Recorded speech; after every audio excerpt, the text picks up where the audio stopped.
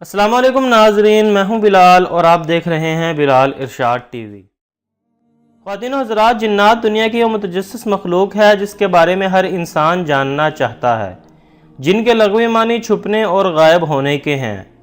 دوستو، جنات کی موجودگی سے متعلق قرآن کریم جو ہماری رہنمائی فرماتا ہے اور اس حقیقت کو کچھ یوں بیان کرتا ہے: وَمَا خَلَقْتُ الْجِنَّ وَالْإِنسَ إِلَّا لِيَعْبُدُونَ، اور ہم نے جنات اور انسان کو صرف اس لیے پیدا کیا کہ وہ میری بندگی اختیار کریں۔ اسی طرح دوستو، قرآن مجید میں ایک اور جگہ بیان ہوتا ہے جس کا ترجمہ کچھ یوں ہے: اور البتہ تحقیق ہم نے انسان کو کھنکتی ہوئی مٹی سے جو سڑے ہوئے گارے سے تھی پیدا کیا، اور ہم نے اس سے پہلے جنوں کو آگ کے شعلے سے بنایا تھا۔ اسی طرح سورہ رحمان میں بھی ارشاد باری تعالیٰ ہے: اور جنات کو خالص آگ سے پیدا کیا گیا۔ ناظرین کرام، بات صرف یہیں ختم نہیں ہوتی بلکہ سورہ جن کے نام سے قرآن مجید میں ایک پوری سورت موجود ہے۔ حضرت ابن عباس رضی اللہ عنہ سے مروی ہے کہ حضور صلی اللہ علیہ وسلم نے فرمایا کہ مجھ کو جن و انس اور ہر سرخ و سیاہ کی طرف مبعوث کیا گیا ہے، اور تمام مسلمانوں کا اتفاق ہے کہ حضور صلی اللہ علیہ وسلم کی بعثت جن و انس کی طرف ہوئی ہے۔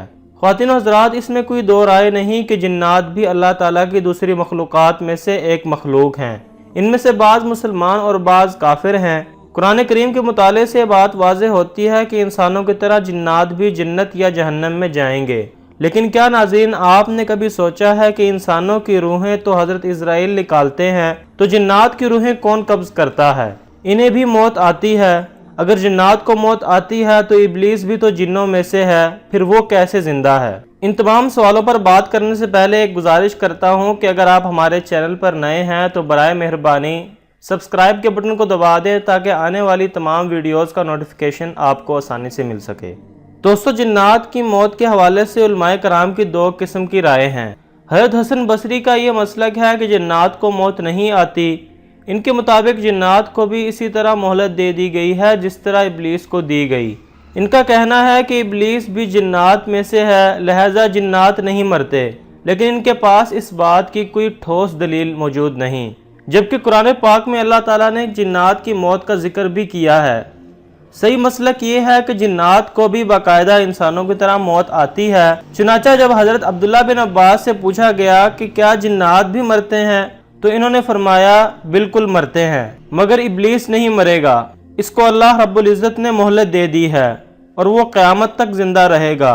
اور فرمایا جب ابلیس بوڑھا ہو جاتا ہے تو اسے پھر سے جوان کر دیا جاتا ہے، اور یہ ہمیشہ 30 سال کی عمر کا رہتا ہے، اور بڑھاپے کے بعد ہمیشہ جوانی کی طرف لوٹ آتا ہے، اور باقی جو جنات ہیں ان کی موت ہو جاتی ہے۔ ناظرین کرام، جہاں تک جنات کی روحیں قبض کرنے کا سوال ہے تو اس حوالے سے حضرت عبداللہ بن عباس سے روایت ہے کہ 4 قسم کے فرشتے ہیں جو روح قبض کرتے ہیں، اور جو ملک الموت ہے یعنی اسرائیل انسانوں اور فرشتوں کی روح قبض کرتا ہے، جبکہ جنات کی روح قبض کرنے کے لیے ایک الگ فرشتہ مقرر کیا گیا ہے۔ اس کے علاوہ جانوروں اور چوپاؤں کی روح قبض کرنے کے لیے ایک الگ فرشتہ ہے۔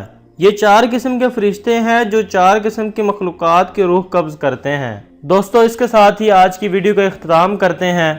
ویڈیو پسند آنے کی صورت میں لائک اور شیئر بھی کر دیں، اور ہمارے چینل کو سبسکرائب کرنے کے ساتھ ساتھ بیل آئیکن کو بھی ضرور دبا دیں تاکہ آنے والی تمام ویڈیوز کا نوٹیفیکیشن آپ کو آسانی سے مل سکے۔